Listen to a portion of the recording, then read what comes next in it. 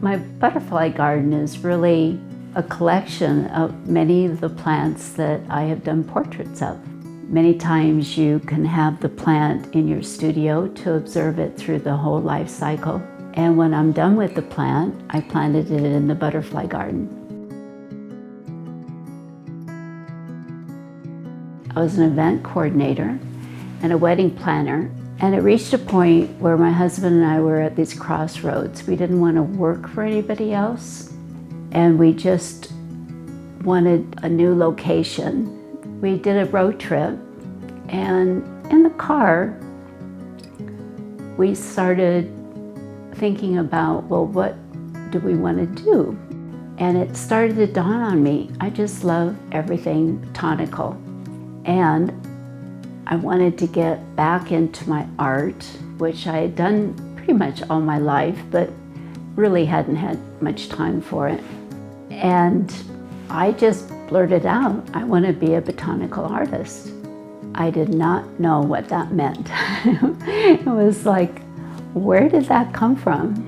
And so when we did settle in Texas, I joined the American Society of Botanical Artists, and in one of the journals they had this grant, and I thought, I would love to just do the plants that are rare and endangered in the hill country. So I proposed that.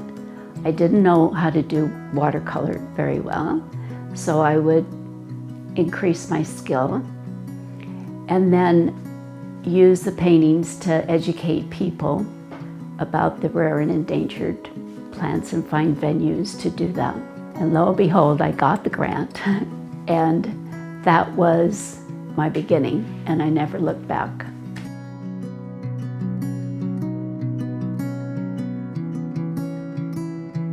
"2022 is when I picked up doing more of the endangered plants, because I had done some in that grant of just the hill country.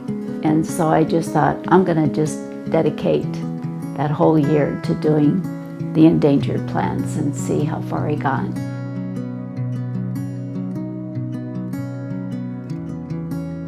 Usually the first step is to research it, and I'll find all the different aspects of the plant, because especially if I'm going out into the wild to see it, I want to know whether it's tall or short, what size paper, and work a bit with what the colors might be.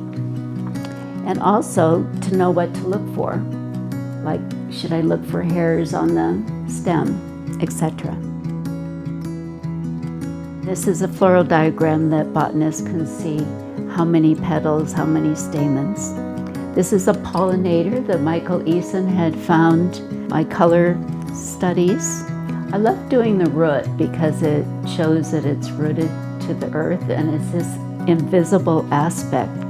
You only see the top part and not the root. And then the plant portrait in all the different stages of bloom. Sometimes you can see a lot of the aspects of the blooming cycle right on the plant when you see it, and other times you have to go back at different times of the year. I might have 2 or 3 different plants that I'm working on at a time because I'm waiting for the seed aspect, or I'm waiting for it to bloom.